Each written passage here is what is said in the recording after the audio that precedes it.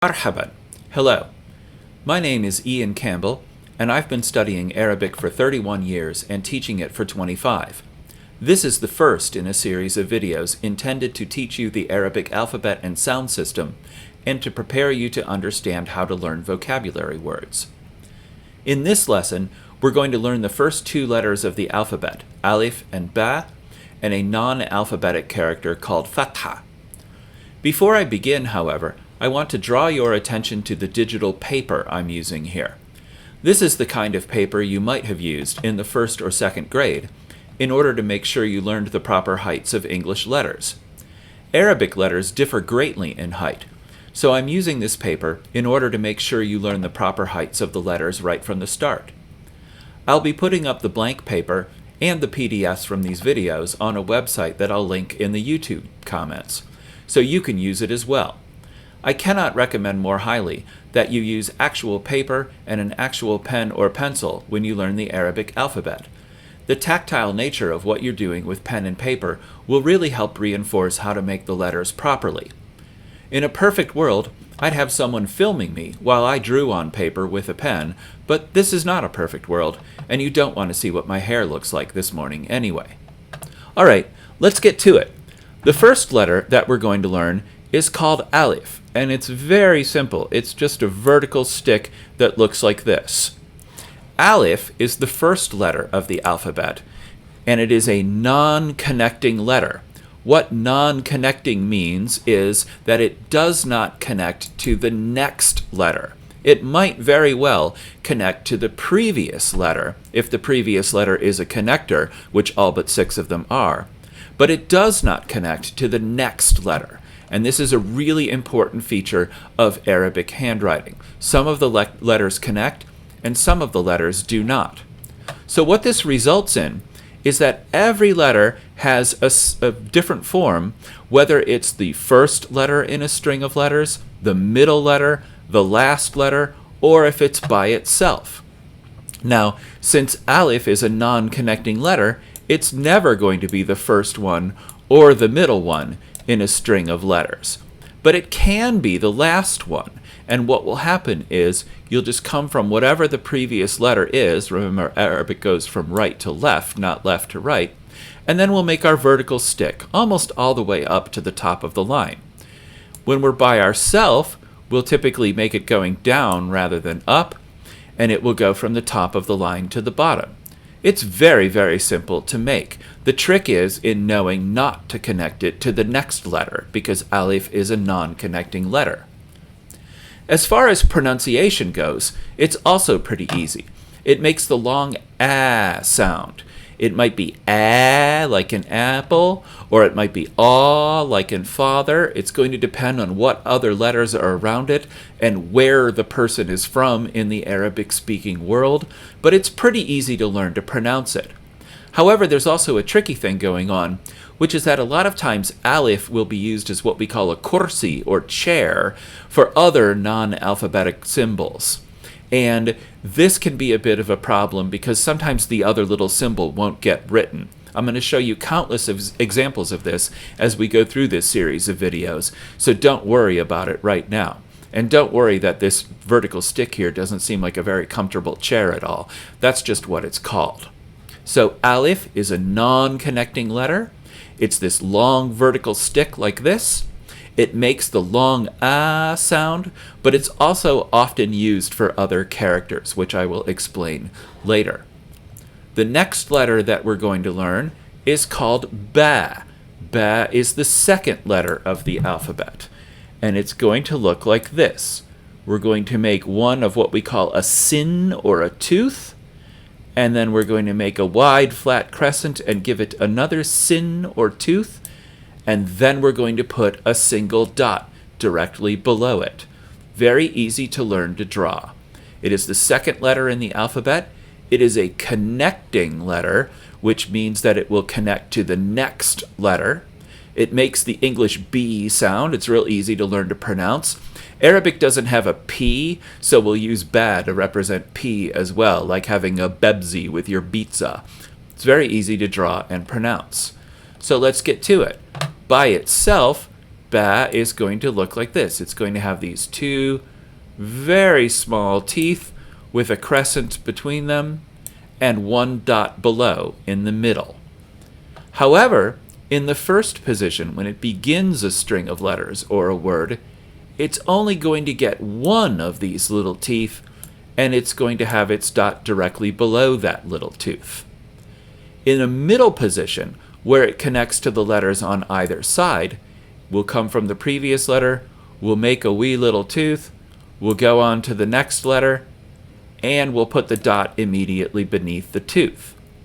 However, often words get similar to their, or letters rather, get similar to their solo forms when they're the last letter in a word or string of letters. So when we have ba this way, he gets to have both of his teeth like he does in the solo form, and then the dot goes directly between the teeth instead of underneath one of them. So again, a lot of times for letters, the first and middle forms will be very similar, and the last and solo forms will be very similar. Not always, but most of the time. So let's see how they link together. I'm going to teach you your first vocabulary word here. And this word, we're going to start with ba. It gets one little tooth, and then we're going to go up and make an alif. And then, because alif is a non-connecting letter, we have to make ba in a solo form here. And then we're going to put our dots in. Notice a couple of things here. First of all, the teeth are very, very, very short, only about 1/4 of the way up to this dashed line in the middle. A lot of people will want to make them like this when they start out. Oh, here's my ba tooth, and here's my alif, and here's my other ba, like this. And this is wrong. This is not what we want to do. We want to make them very, very, very short, like this. So please keep that in mind right away. So this word is ba, alif, ba, and gives us bab. And a bab is a door. This is the first vocabulary word everybody learns because it uses the first two letters of the alphabet, and it's a real tangible object that you see all the time. So when you see a door, think bab. When you see the word bab, think door. Congratulations, you've learned a vocabulary word already. Now, lastly, we're going to learn a non-alphabetic character. And the name of this non-alphabetic character is fatha. And it looks like this. It's just a little diagonal line above the dashed line. And its name is fatha, which comes from the word for opener or key. And you're going to see me spell it in English with the number 7 to make the h sound. And this is a common thing people do, to take a particular Arabic letter and use a number when rendering it into English. It comes from the early days of text messaging back in the late 90s, when Arab people could have a phone that could text message, but only in our alphabet, not theirs. So it's kind of like an H sound, but if I write an H here, you're going to think it's fatha, and it's not. It's fatha. So it's a non-alphabetic character. It's not a letter of the alphabet. And it makes the short sound, whereas alif makes the long sound. So sometimes it's going to be like in father, sometimes it's going to be like in bed. Again, it's going to depend upon what other letters are around it and where the person is from in the Arabic-speaking world. So we make fatha very easily. We just put a little diagonal line above whatever letter it goes after. So now this is ba, whereas down here we have ba with the alif. And this is a really, really key point to learning Arabic, is where the stress goes in a given syllable. And that's the final topic I'll talk about here today. So cadence is the idea of which syllables get stress, volume, and duration. English is arbitrary, but Arabic is regular. Long vowels and double consonants get stress, and short vowels don't. I'm not going to talk about double consonants here, so don't worry about that for right now. That will be in a later video. But short vowels don't get stress, and long vowels and double consonants do. So I'm going to read this very funny in English so you can understand this, because if you're a native speaker of English, you don't often think about cadence. But in fact, it's one of the most difficult things about English, aside from the spelling, for non-native speakers of English to learn. So cadence. Which syllables get stress, volume, and duration? English is arbitrary, but Arabic is regular. You don't even think about this if you're a native speaker of English. You know which syllables get the stress because you learned it as a child. It's actually really difficult to learn. And then sometimes we'll have words like concrete, where concrete is what you make buildings out of, and concrete means tangible or visual. So watch out for words like this. This drives non-native speakers of English crazy. In Arabic, it's much, much easier than it is in English. So here are some examples of some words put together. Not only bab is really a word. The rest of them are kind of nonsense syllables, frankly. So here's a ba, and notice how short his tooth is. Only 1/4 of the way up to the dashed line. This is what you want to do here.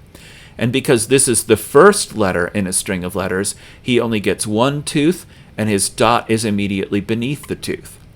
But then the last letter gets to stretch out and get both teeth, with the dot in the middle between them. So this is 2 bas, but 3 teeth rather than 4 teeth. So I'm going to put fatha up here to give you the short sound. So now this syllable is going to be beb. Beb, like that. Just a nice little short syllable. And this one here is going to be bab. Bab. You can hear how much louder I'm speaking, more loudly, I suppose, I'm speaking, and how I give it a little more duration. Beb versus bab. It takes a little more time to say this syllable as well. And this is what I mean by cadence. Short vowels get no volume or duration. Long vowels get both volume and duration. So here's a 2-syllable word put together. And of course, it isn't really a word. So here's ba alif, and then a ba, and then another ba, with our fatha in between them. So our first syllable is ba, and our second syllable is beb. Babab. Babab. Notice how much more loudly and with how much more duration I pronounce the first syllable than the second. And this is very, very key in learning Arabic because you're going to confuse the heck out of people if you put the emphasis on the wrong syllable. So babab. Babab is what this word is. The first syllable gets stress, the second one does not. But over here in this example, I have one ba getting one tooth, another ba getting one tooth, a sort of wiggly alif, and then a ba getting its solo form after the alif, because alif is a non-connecting letter. So this one is ba-bab, ba-bab, ba-bab, like that. So this one here is babab, and this one here is babab. In more casual conversation, the difference is going to be a little bit less pronounced. So babab versus babab, like that. You can exaggerate the heck out of these, and that's fine. Nobody will look at you funny for it. Well, they probably will, but you're a new learner, so they'll be very kind to you. So babab versus babab. This is a key takeaway from this lesson. Long vowels and double consonants get stress and duration. Short vowels don't. So you have to pronounce the word with the emphasis on the correct syllable, or you're going to confuse the people you're talking to. And then finally, here's 3 bas together. The first one gets a tooth, the second one gets a tooth, and the third one gets both of its teeth because it's the last one in the series. And then I've made little fathas above each letter. So this is 3 short syllables here. Ba-ba-ba, ba-ba-ba, like that. There's no emphasis in this word, ba-ba-ba. It's just 3 short syllables. So that's all for this video. We have learned alif and ba, a non-connecting letter that's a long vowel, and a connecting letter that's a consonant, and then the character fatha, a non-alphabetic character that makes the short version of the long A vowel in alif. So I'm going to say ma salama, goodbye, and I'll come back in the next video with 2 more letters and 1 more non-alphabetic character.